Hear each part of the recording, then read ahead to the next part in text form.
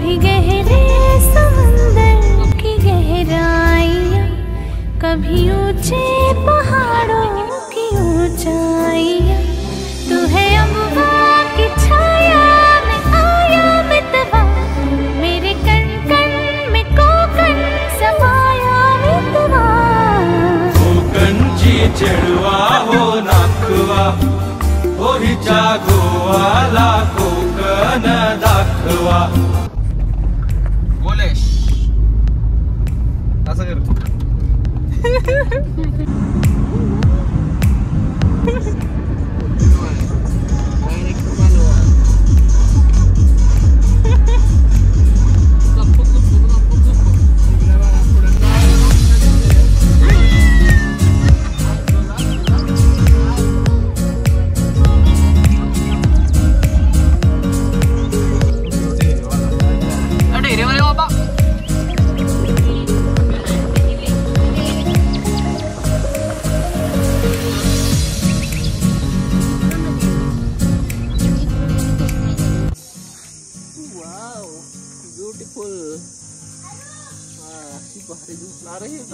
शुभम झाड पडू शकतं तिकडे बघ की।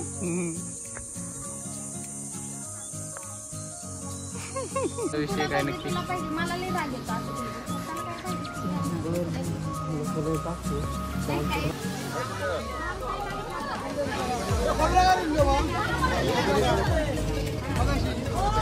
जाम पब्लिक।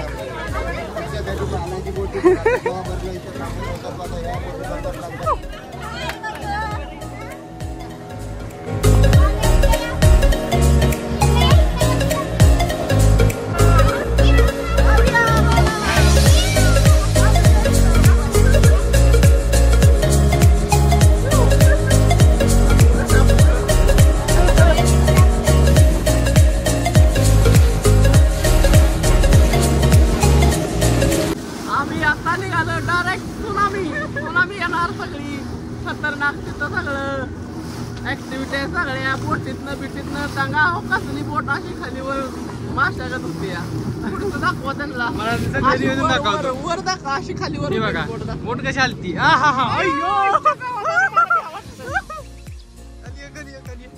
हळू पळवा। आमचा कोंबडा झाला। ते ह्या राईट साइडला मंदिर तुम्हाला दिसतंय बघा, ते देवबागचं शेवटचं मंदिर आहे, मोगरेश्वर मंदिर, शंकराचं आदस्थान। आणि तुम्हाला देवबाग मध्ये आला, देवबाग हे टोटल 3 किलोमीटर आहे तारकर्लीवरून। आणि ह्या देवबागला तिन्ही साईडने खारं पाणी आहे, म्हणजे समुद्रातलं जे पाणी असतं बघा ते खारं पाणी असतं। ते पाणी समुद्र म्हणजे बेट कसं आहे हे देवबाग तिन्ही, आणि मध्ये विहिरीना गेले तर हजारो वर्षापासून गोडं पाणी, म्हणून त्या देवबागला देवाची बाग म्हणून नाव दिलं पूर्वीच्या लोकांनी, म्हणून त्याला देवबाग असं नाव पडलेलं आहे। तसं जे देवबागचं शेवटचं टोक दिसतंय ना, या पाण्यामधून बघ कलर चेंज दिसतोय बघा, पुढे जवळजवळ 700 ते 800 मीटर लांबीचा बीच होतो 2004 मध्ये। 2004 साली जो इंडोनेशियाला भूकंप झाला समुद्रामध्ये, तिथे 70 फुटाच्या लाटा होत्या, तिथे गाव बुडाल्या माणसं पण भरपूर त्यावेळी गेली, पण तीच लाटं केरळ, कारवार, गोवा आपल्या कोकणामध्ये म्हणजे सगळ्या बीचवर लाटा आल्या, पण कमी कमी उंचीच्या होत आलेल्या लाटा। आपल्याकडे 5 फुटाच्या लाटा होत्या, 5 फुटाच्या लाटाने देवबाग संगम जे पुढचं बीच होतं ते तोडलं, आणि ही जी वाळू होती ती पूर्ण या खाडीमध्ये गेली आणि एका ठिकाणी स्टे झाले। तुम्हाला जे ऐकून माहिती आहे सुनामी आयलंड, हे या वाळूमुळे बनलंय, म्हणून त्याला 2004 साली नाव दिलं सुनामी आयलंड। त्याच्यानंतर आपल्याकडे 2008 पासून नंतर टुरिस्ट यायला सुरुवात झाली। तसंच तुम्ही आता बोटमध्ये बसला, बोट आपली इथपर्यंत आली, ही खाडी आहे, या खाडीला खारं पाणी असतं, म्हणजे खाडी कर्ली खाडी, या खाडीचं नाव आहे कर्ली खाडी। आणि राईट साईडला तुम्हाला लाटा दिसतात बघा, त्या पलीकडे येतो अरबी समुद्र, अरबी समुद्राचा आणि खाडीचा संगम। तसंच आपल्या बोटच्या समोर हा जो हिरव्या कलरचा डोंगर तुम्हाला दिसतोय बघा, या डोंगराचा आकार बोटच्या पुढेपासून बोटच्या मागेपर्यंत बघा मगरीसारखा आकार आहे त्या डोंगराचा, म्हणून त्याला क्रोकोडाईल असं नाव दिलेलं आहे।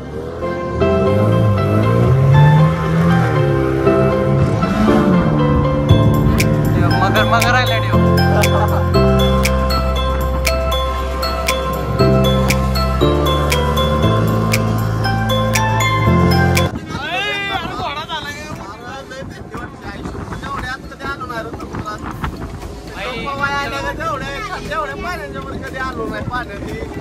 मला बोट हे बघा, हे बघा,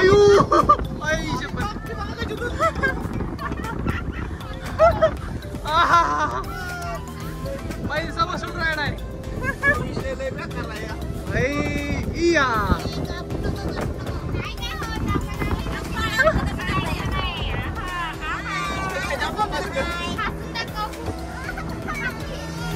पहिला आटा कसला दिसतंय डेंजर.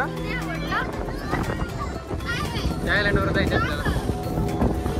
लेफ्ट साईडला तुम्हाला लाटा दिसतात पाण्यामध्ये बघा, तिथे कलर चेंज दिसतोय बघा. त्या पाण्यामध्ये छोटंसं आयलंड आहे. आयलंड म्हणजे सिगल आयलंड.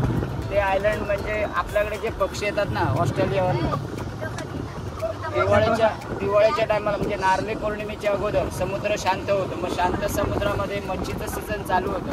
मग सीझनवर ते पक्षी आपल्याकडे मच्छी खायला येतात आणि मच्छीचं सीझन संपलं मे एप्रिलच्या नंतर, मग ते थांबत नाही, पक्षी परत रिटर्न जातात. आणि हे आयलंड आता पाणी भरलेलं आहे. म्हणजे हाय टाईडच्या वेळेला ही पाण्याखाली जातात आयलंड. आणि ओटीच्या टायमाला म्हणजे स्लो टाईड झाली की पूर्ण ही कोरडी होतात आयलंड. आता तुम्हाला काही पक्षी पण दिसणार नाही, कारण आता ते उडून गेलेले आहेत.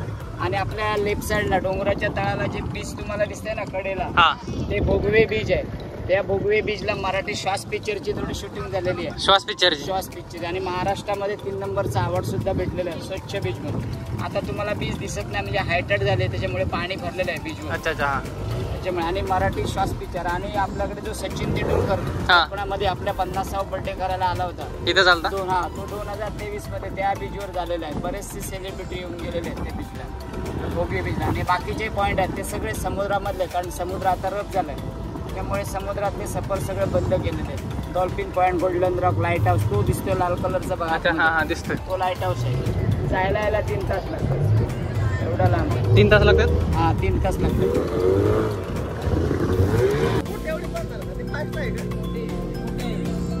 आपली ह्या बोटची प्राइस काय? 80 लाख आणि ही आपली बोट 6 लाख रुपयाची आहे. लय फरक आहे, लय फरक. मग लय भारी चालते 6 लाख मध्ये, एक नंबर चालते 6 लाख. होय, त्यांना पवायच ओढा खाली.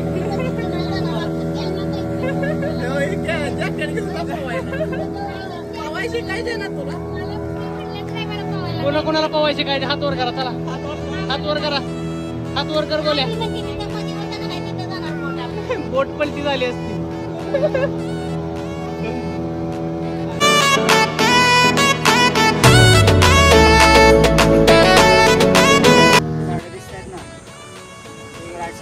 बोटच्या आपल्या पुढेपासून बोटच्या मागेपर्यंत जवळजवळ टोटल 3-3.5 एकर लांबीची आहे. त्याला मिनी केरळ म्हणतात कोकणामधल्या नारळांच्या झाडांचा. आणि ह्याला 5 मालक आहेत, स्थानिक लोकांचे आहेत.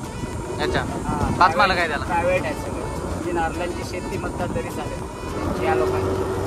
हे वेंगुर्ला तालुक्यामध्ये आहे. सगळी साईड वेंगुर्ल्यामध्ये येते. वेंगुर्ला तालुका,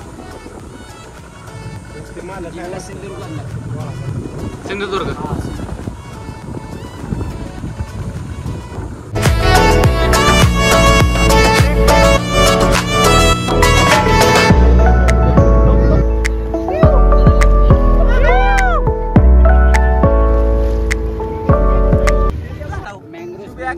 ह्यो पक्षी कुठला आहे?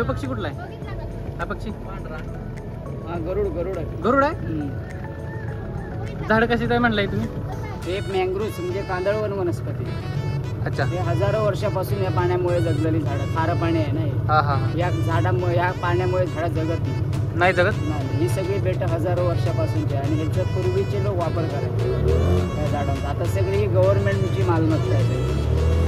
हे सगळे गव्हर्नमेंटच्या ताब्यात सगळे बेट आहेत, सगळी टोटली.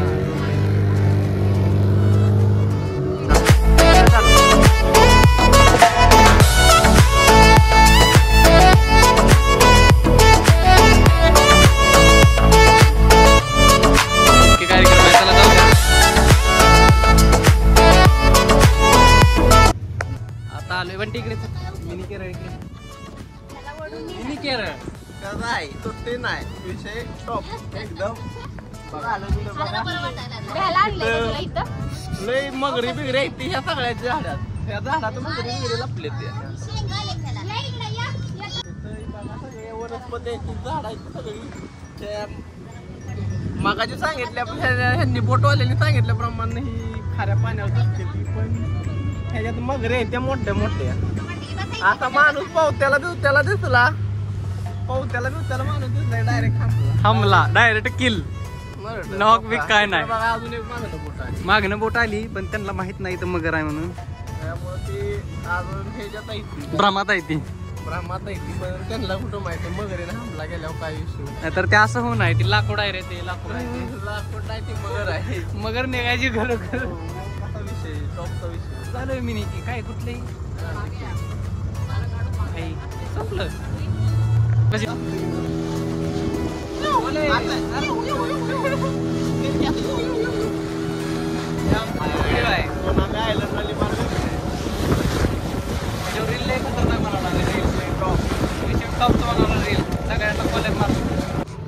बोला ना. हे सुनामी आयलंड आहे. आता पाण्याला हायटाड आहे. हायटाडच्या वेळेला ह्याच्यावरती पाणी उतरायचं असेल तर सेफ मध्ये आहे. उतरायला काय हरकत नाही. तुम्ही येईल का उतरायला? 1 तास हेच आयलंड आहे. 1 तास 2 तास थांबू शकतो. नाही उतरायचं असेल आपण रिटर्न जाऊ शकतो. नाही उतरायचं. मग राईड करायचं कारण बोटी कसं आहे एका ठिकाणी थांबत नाही. बोटी अपडाऊन असतात. तुमच्या बोटी सबंध दिवस थांबत नाही. आल्यासारखं थांबणार की. हा. चला बंटी उतरो.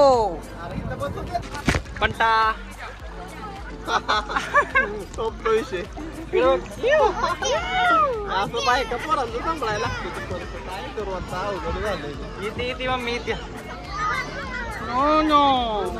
चालू आहे पण काम 25 झालंय. उतरू का? बस का? उतरू का? गार वाटते गार गार. बस का? येते का पवायला? पवायचंय का?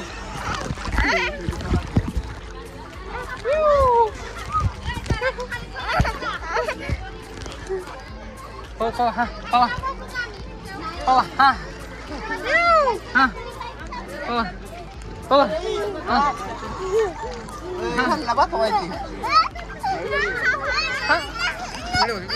हाय हाय हाय हाय.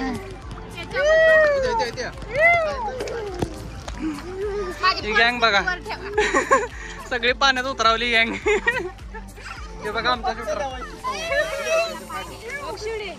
सोड सोड सोड त्याला सोड.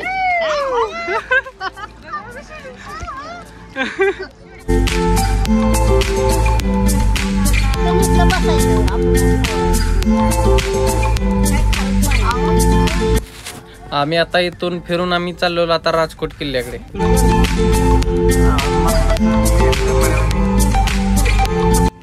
राजकोट किल्ल्याची माहिती तुम्हाला थोडक्यामध्ये सांगतो बघा.